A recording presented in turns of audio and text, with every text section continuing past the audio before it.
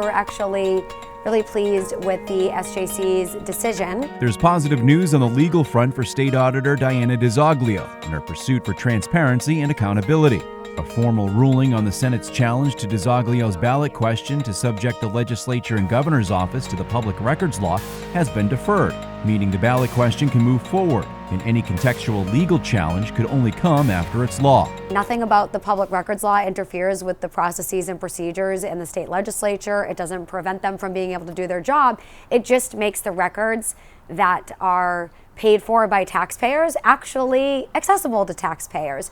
So I'm glad that the SJC had the wisdom to give the opinion that accessing public records in our state house is indeed and in fact constitutional. DiZoglio says the opinion issued by the SJC could help in the argument for the audit. What the Senate wanted the SJC to do is the Senate wanted the SJC to say that maybe in the future, in some hypothetical set of circumstances, somebody could request something that is not a matter of public record and that would be constitutionally prohibited.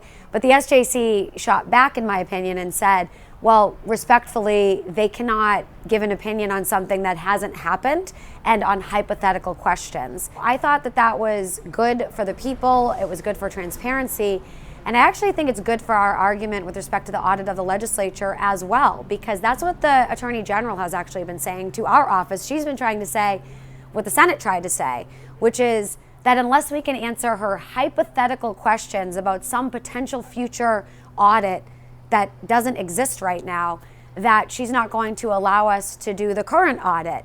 And that's just ridiculous. We can't answer hypothetical questions about what some future auditor in the future, who's not me, might decide to audit at a later date. Hypotheticals are not what the court rules on. Hypotheticals are not what the court gives opinions on. And I was really glad to see that they made that clear to the state Senate. The auditor and Attorney General will be before the SJC on May 6th. To hear arguments on whether or not DiZoglio has a right to representation in the legal battle over the audit. Hey, Madam AG, why did you choose to represent the Speaker and the Senate President as opposed to the 72%?